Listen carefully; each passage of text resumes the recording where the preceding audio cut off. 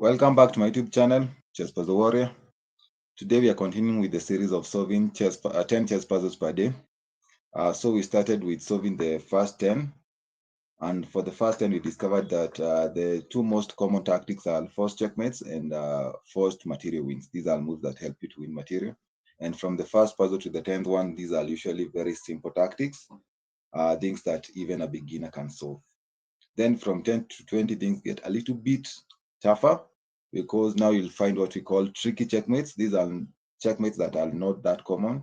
You'll find situation where you'll have to ignore threats. Maybe your king is under attack. Maybe they are threatening checkmate in one. But instead of focusing on defending, you go on the offense and you deliver checkmate. We have moves that eliminate key defenders. So from here, we are going to pick up things, and we are going to see more advanced checkmates. These are things like in-between moves. An in-between move is a move that you play that comes with so much tempo that the opponent has to respond, and then you play another move. So basically, it's like you have two moves instead of one. Then we have the illusion of defense. The illusion of defense is where a piece or maybe a king appears to be defended, but the reality is that they're not defended. Like, let's say there is a knight that's pinned to the king or to the queen.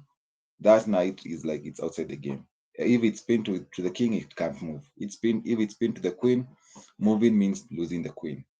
So that piece basically is not defending anything.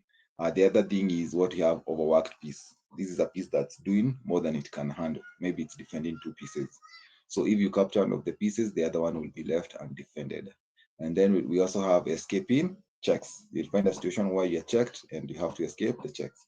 So let's pick up from there and see what to expect from 20 to 30.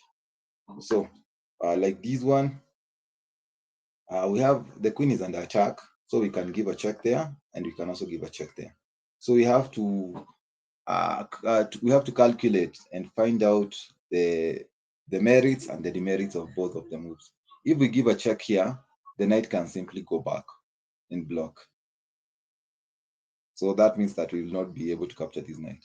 If we give a check here, that means that now the king has to move. And if the king goes there or there, okay, let's start with this first one. If the king goes there, we can capture the knight with a check. So most likely they'll not go there. Like I keep saying, when playing chess, you have to assume that your opponent will play the strongest defense in the position. Your opponent will not just go down without a fight. So after this check, most likely they'll go on the other direction. But the plan is now we're going to capture the knight. After we capture the knight, they're going to give us a check there. After that check, we'll move forward. Now the rook is under attack, so they don't have time to capture a rook yet. So they'll have to bring in the other rook there with another check. And now we capture this pawn. So let's go and see whether my analysis is correct or it's total BS. Okay. Again, like I said, according to the second world world champion, Emmanuel Lasker, he said, when you see a good move, look for a better one. So in this situation, do we have a better move? The good move is to capture the knight. So do we have a better move? I don't see it. So let's capture the knight. And there we go. We are given a check. So we have to move. That's it. So that's all you needed to see. That after all is said and done, you'll have a queen in exchange for two rooks. Okay. So this one, my first instinct is to capture this pawn. And my intention is not to win material. Actually, it is to make the rook occupy the second rank, and now I'm putting pressure on this pawn. So after that move, how are they going to respond? Most likely they're going to push this pawn forward. After they push that pawn forward, how do we respond? I think we're going to push this pawn forward also, because we want to destroy the defense in front of the king. The other thing that they can do is they can give us a check. They can give us a check there. And if they give a check there, where do we go? I think we go there. After that, maybe they give another check there. And we go there. So let's play the first move and see whether it's the correct one. Okay. So they decided to exchange pieces, but after all is said and done, I'll be up a rook, and that will be enough to win the game. This one is relatively simple because this is the first checkmate, I think, in 3. We first give a check here. We force the king to go away. So we want the king to go away from defending the square. In chess, most of the time we assume that pieces only defend other pieces. But the reality is there are times pieces defend key squares. Like right now, the king is defending this square and the queen is defending that square also. So we want, not the queen, the bishop, sorry. The bishop is defending that square also. We want the king to go away. So once the king goes away, we can give a check there. They'll have to block with the bishop and we simply capture the bishop. So that's why I say this is the first checkmate in 3. So 1, 2, 3. Okay. So let's see these other one. So here we can give a check with the bishop there. And after that check, the king is out of moves. The bishop is occupying this square, so the king cannot go there. The queen is occupying this square. The other bishop is occupying a square, and the knight is occupying a square. And the rook and this bishop is covering that square, and my bishop is covering the other square. So once we give a check here, what they're going to do is they are going to prolong the inevitable. They'll first push this pawn, we capture it. They push the other pawn, we capture it. So here we go. Yes. Okay. Black to move. This is an endgame, and it looks like we have a pawn, a passed pawn. A passed pawn is a pawn that is not obstructed by the opponent's pawns. So this pawn can move forward freely. And this pawn is only 3 moves away from queening. So if we push there, what are they going to do? Actually, pushing there is a good thing because I think this king intends to go to the corner. Let me use a different color for the opponent. So the king intends to go there and it's going to brocade. Yes, the word is brocade. It's going to brocade our pawn. So once we push here, we take away this square. If they go there, we push again and we queen. So let's go. So that's it. We just needed to push the first pawn. Okay. Black to move. So what are we seeing here? Uh,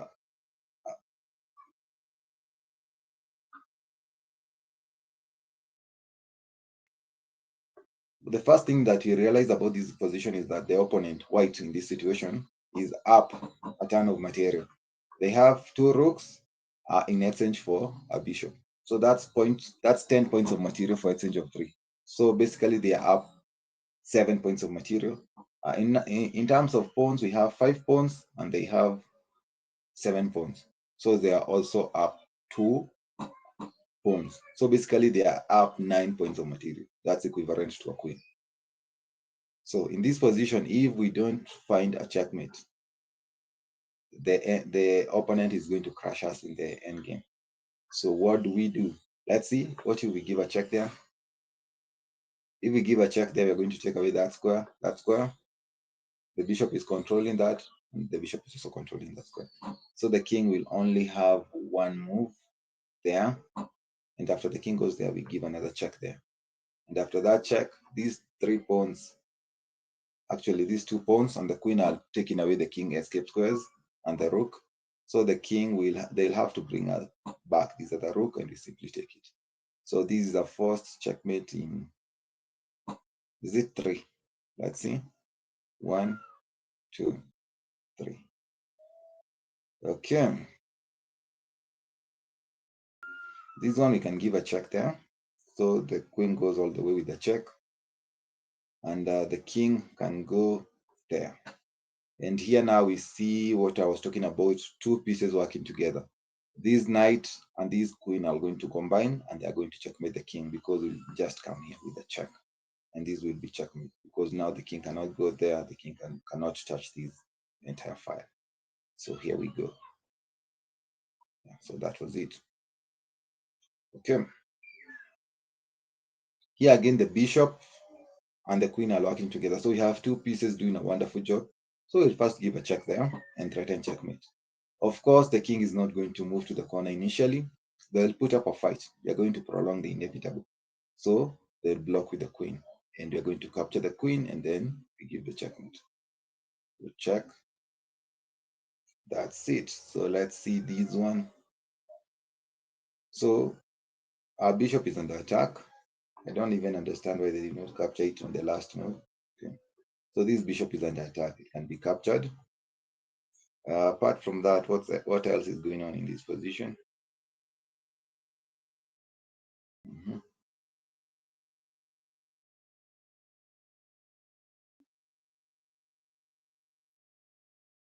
mhm. This one is a bit tricky.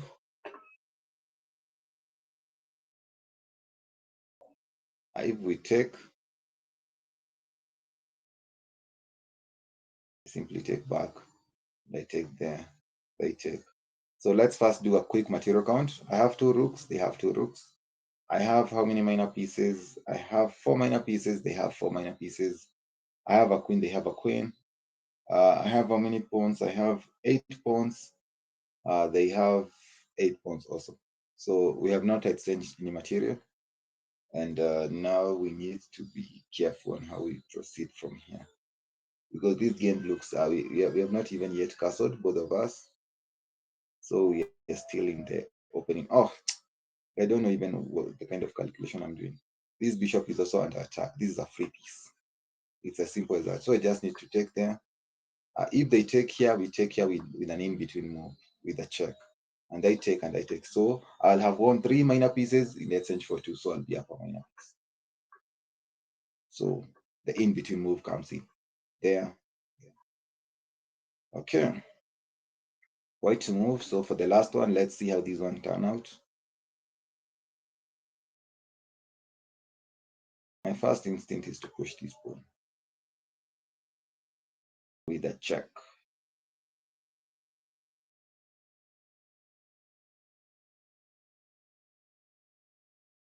But the king can simply go there. The other idea is to try and, this is a skewer. Is it a skewer? No, it's a pin. It's a pin. This is a pin. So we go there. They take, I take with a check. So now I have two pieces, and they also have two pieces, but one of them is a rook. So I have a rook for a knight. Okay. So that looks enticing, but I need to, like I keep saying, if you see a good move, look for a better one. So do I have a better move in this situation?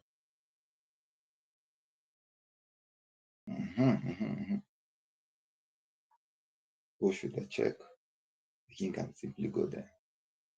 And if the king goes there, I can go there with another check. The king goes there. No, that does not work. So pushing the pawn is not it. I think this is it. Yeah. Okay. We just now need to rescue the our knight. I think we just go there with the check. Yeah. That's it. So as you can see, once you know what to expect at any given stage, it's very easy to solve the puzzles. So tomorrow we are going to pick it up from now 30 to 40, and we are going to first discuss the kind of tactics to expect from 20, from 30 to 40.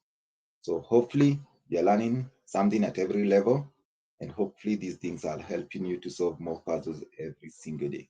So see you tomorrow. Peace out.